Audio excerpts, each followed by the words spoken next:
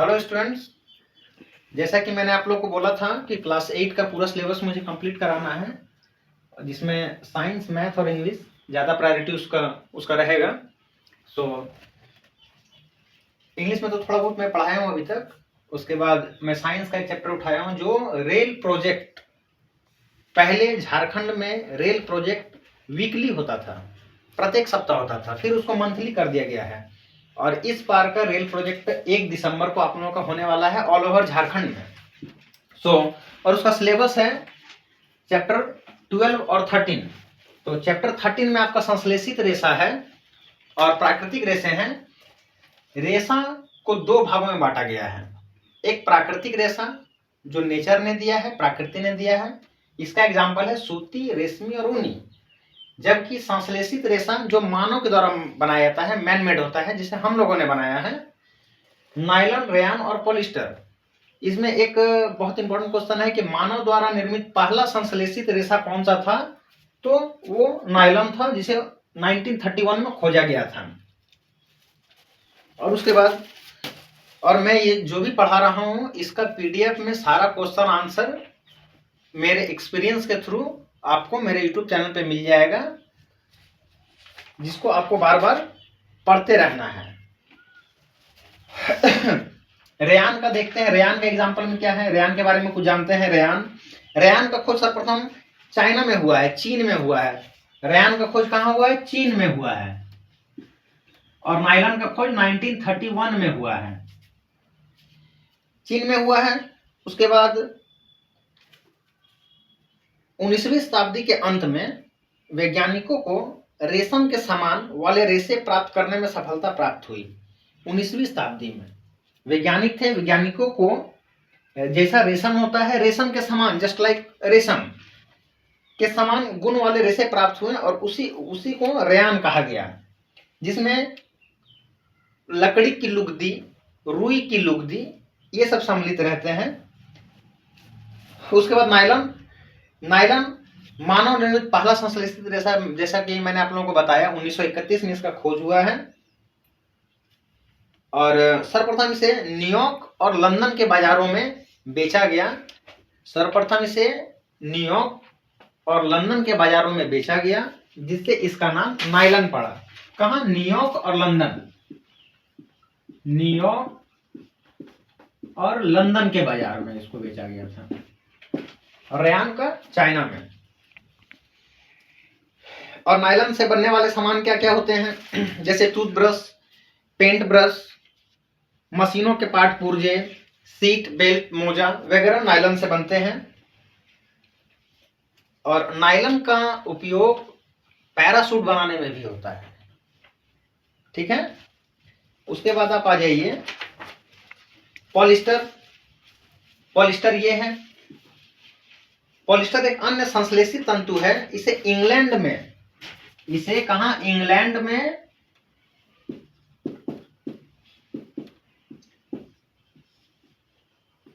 इसे इंग्लैंड में किस नाम से जाना जाता है?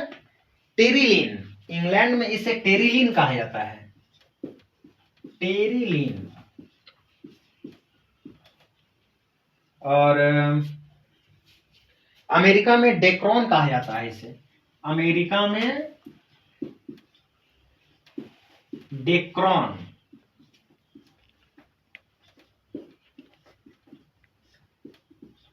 डेक्रॉन के नाम से जाना जाता है। और भारत में इसे टेरिन के नाम से जाना जाता है। भारत में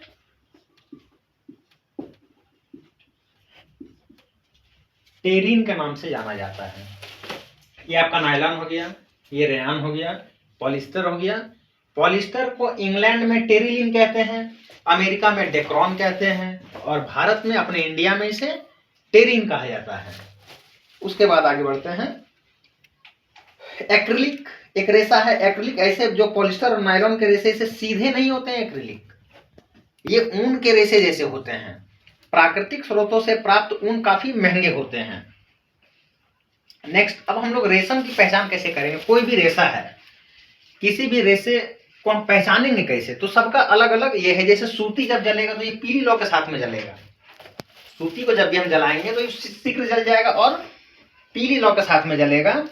रेशमी वस्त्र जो है, ये वाला रेशमी है आपका, रेशमी वस्त्र जलाने पर शीघ्र ही जल जाता है, ये तुरंत जल जाएगा, जस्ट अ सेकेंड।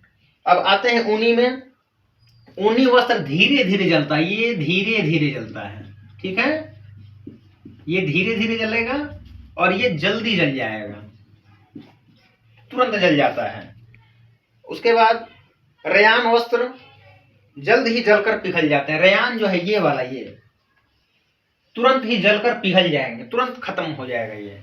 लेकिन ये नायलॉन जो है, ये नायलॉन जैसे रस्सी देखते हैं जो बहुत ही मजबूत होता है, सबसे मजबूत इसमें नायलॉन ही होता है, जो तोड़ने से टूटता नहीं है, हाथ कट सकता है आपका। नायलॉन जो है नायलॉन जलने के बाद में उसके अवशेष रह जाते हैं, नायलॉन के जलने के बाद अवशेष उसके रह जाते हैं, वो नहीं जलते हैं। प्लास्टिक के बारे में देखते हैं क्या है। प्लास्टिक को दो भागों में बांटा गया है, एक होता है थर्मोप्लास्टिक और एक होता है थर्मोसेटिंग प्लास्टिक। थर्मोप्लास्टिक क्या है देखते हैं। वैसे प्लास्टिक जो गर्म करने पर आसानी से विकृत हो जाते हैं, वैसे प्लास्टिक जो गर्म करने से आसानी से फैलने लगते हैं, उसे हम लोग थर्मोप्लास्टिक कहते हैं। और वैसे पदार्थ जो गर्म करने पर आसानी से नहीं फैलते हैं, उसे थर्मोसेटिंग कहा जाता है। इसका एग्जाम्पल है आपका पीवीसी है, पॉलीविनाइल क्लोराइड है, पॉलीथीन है, थर्मोप्लास्टिक का एग्जाम्पल है ये सब। और थर्मोसेटिंग का एग्जाम्पल यदि हम देखते हैं तो ये उष्मा का अपेक्षा अधिक कठोर और मजबूत होते हैं, ठीक है। थर्मोसेटिंग भी दो प्रकार के होते हैं, जैसे प्लास्टिक दो प्रकार के होते हैं, यहां पे हम लिख देते हैं। प्लास्टिक के दो प्रकार हैं, एक है थर्मोप्लास्टिक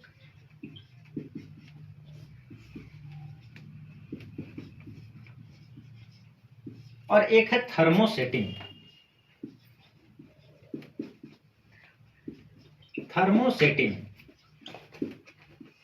जिसमें थर्मोसेटिंग के दो भाग होते हैं, इसके भी दो भाग हैं, एक है बेकेलाइट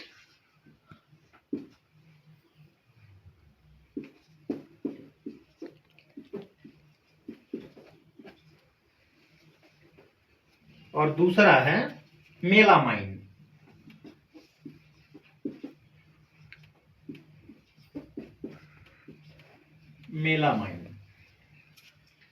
आप लोग इसका स्क्रीनशॉट ले सकते हैं, जिसे बाद में आसानी से आप लोग पढ़ सकते हैं। बेकेलाइट क्या है, तो ये उष्मा और विद्युत का कुचालक है, ये उष्मा और विद्युत का कुचालक है। और इसका उपयोग बिजली के स्विच, फैन का स्विच हो गया, लाइट का स्विच हो गया, और विभिन्न बर्तनों, टेलीफोन उपकरण, रेडियो में इसका इस्तेमाल किया जाता है। किसका? बेकेलाइट का। कहाँ कहाँ इसका इस्तेमाल किया जाता है? स्विच में, टेलीफोन, रेडियो,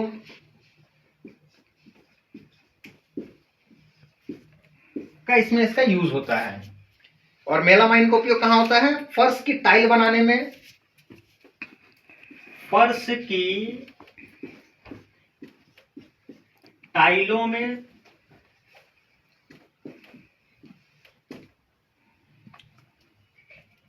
रसोई के बर्तन में,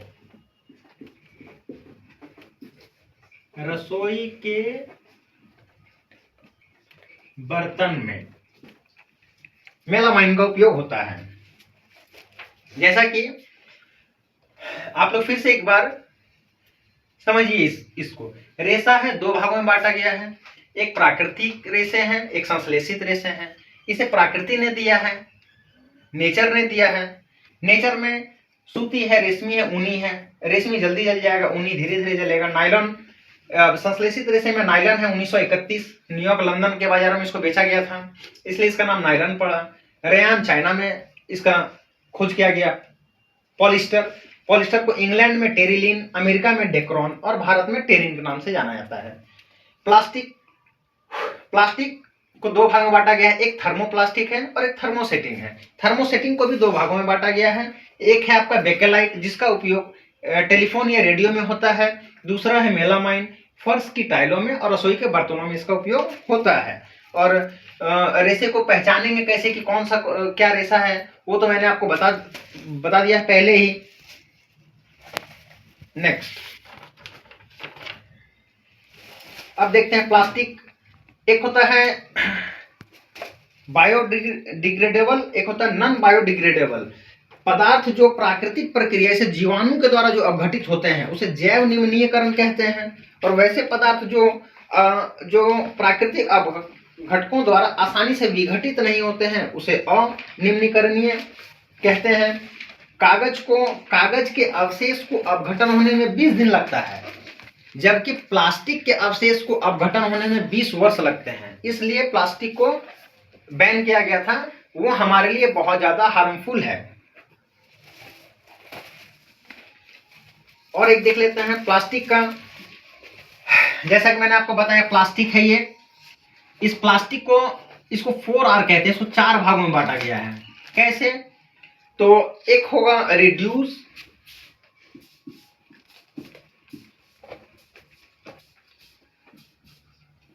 उसके बाद होगा रीयूज,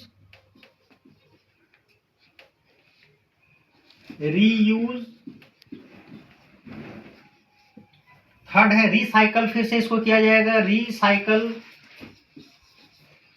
और नंबर लास्ट है रिकवर।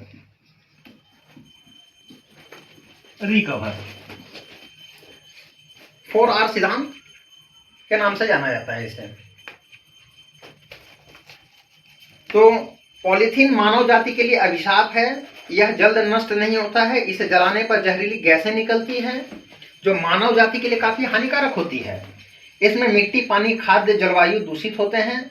पॉलीथीन मिट्टी की उर्वरा शक्ति को भी कम कर देते हैं, जमीन को बंजर बना देते हैं, और जिससे जल स्तर नीचे चला जाता है। तो ये आपका साइंस का चैप्टर 13 संश्लेषित रेशे और प्लास्टिक को मैंने पढ़ा दिया है, और इसमें जितने भी इंपॉर्टेंट क्वेश्चन हैं उसका PDF मेरे YouTube चैनल पे आप लोगों को मिल जाएगा। और इस बार आप लोगों को पता है कि इस बार 8 का जो एग्जाम होने वाला है झारखंड में, वो आप लोगों का रिटर्न में होने वाला है। सो आप लोग इस चैप्टर को एक बार अच्छे से पढ़िए। इसमें से जितने भी क्वेश्चन आंसर मैंने आप लोगों को दिया है, आप लोग अच्छे से 2 बार उसको पढ़ के और एक बार लिखिए। आप लोग लिखने की कोशिश कीजिए। लिखने से क्या होगा, आपका कॉन्सेप्ट क्लियर होगा, कॉन्फिडेंस लेवल बढ़ेगा। सो आप लोगों को याद करने के साथ साथ लिखना भी है। सो अब मिलते हैं नेक्स्ट वीडियो के साथ में, नेक्स्ट चैप्टर के साथ में। इसके बाद वाला जो चैप्टर है जो आप लोग का रेल प्रोजेक्ट में आने वाला है, घर्षण है, वो इस चैप्टर के बाद में मैं उसको पढ़ाऊंगा। So thank you, that's all.